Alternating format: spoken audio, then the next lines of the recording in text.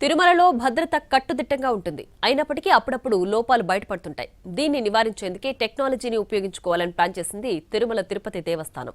Artificial intelligence సహకారంతో భద్రతను కట్టుదిట్టం చేసేందుకు ఏర్పాట్లు చేస్తోంది. 100 కోట్ల రూపాయల ఖర్చుతో భద్రతా వ్యవస్థను అప్డేట్ చేసేందుకు కార్యాచరణ ప్రారంభించారు ఈవో అనిల్ కుమార్ సింఘాల్. ప్రతిరోజు తిరుమలకు వేల సంఖ్యలో భక్తులు తరలివస్తూ ఉంటారు. ప్రతి సంవత్సరం 2,50,00,000 మందికి పైగా భక్తులు స్వామివారిని దర్శించుకుంటారు. తిరుమల క్షేత్రం ఎంతటి ప్రాశస్త్యాన్ని కలిగి ఉందో భద్రతాపరంగానూ అంతే టైట్ సెక్యూరిటీ ఉంటుంది. తిరుమల భద్రత కోసం ప్రత్యేకంగా ఆక్టోపస్ బలగాలు, ఎస్పీఎఫ్ సిబ్బంది పనిచేస్తూ ఉంటారు. మరోవైపు టీటీడీ విజిలెన్స్ అండ్ సెక్యూరిటీ విభాగంతో పాటు లా అండ్ ఆర్డర్ పోలీసులు, ఏపీ ఎస్పీ, ఏఆర్ పోలీసులు నిరంతరం తిరుమలలో భద్రతా విధుల్లో ఉంటారు. 2003లో సీఎం చంద్రబాబుపై అలిపిరి సమీపంలో బాంబు దాడి జరిగింది. అప్పట్నుంచి అలిపిరి నుంచే భద్రతా తనిఖీలు ప్రారంభించింది టీటీడీ. అలిపిరి దగ్గర క్షుణ్ణంగా తనిఖీ చేసిన తర్వాతే భక్తులను, వాహనాలను తిరుమలకు అనుమతిస్తారు. అలిపిరి నుంచి తిరుమల వరకు 3,000 సీసీ కెమెరాలు వాహనాలు, భక్తులను పరిశీలిస్తూ ఉంటాయి. ఇలా ఎన్ని ఏర్పాట్లు చేసినా అప్పుడప్పుడు లోపాలు బయటపడుతూ ఉంటాయి. తిరుమలకు నిషేధిత వస్తువులు రావటం, తరువాత వాటిని గుర్తించటం, బాధ్యులపై చర్యలు తీసుకోవటం సాధారణమైపోయింది. అప్పుడప్పుడు జరిగే కొన్ని సంఘటనలు తిరుమల భద్రతను ప్రశ్నార్థకంగా మారుస్తున్నాయి.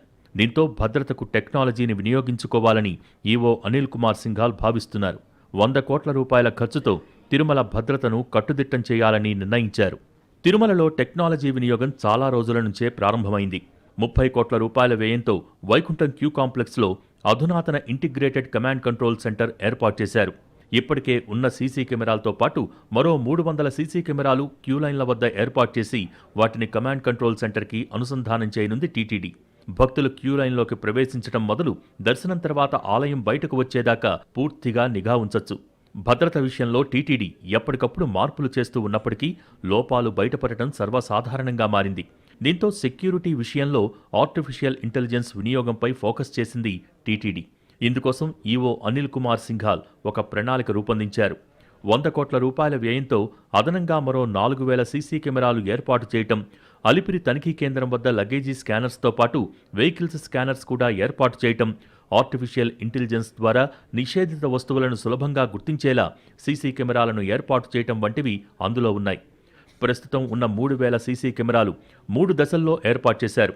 మొదటి 2 దశల్లో ఏర్పాటు చేసిన కెమెరాలు మార్పు చేయడంతో పాటు నూతనంగా మరో 4,000 సీసీ కెమెరాలను ఏర్పాటు చేసేందుకు టీటీడీ ప్రణాళికలు సిద్ధం చేసింది.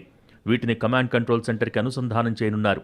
అధునాతనమైన సీసీ కెమెరాల ఏర్పాటుతో నిషేధిత వస్తువులను ఆర్టిఫిషియల్ ఇంటెలిజెన్స్ ద్వారా సులభతరంగా గుర్తించే అవకాశం ఉంటుంది.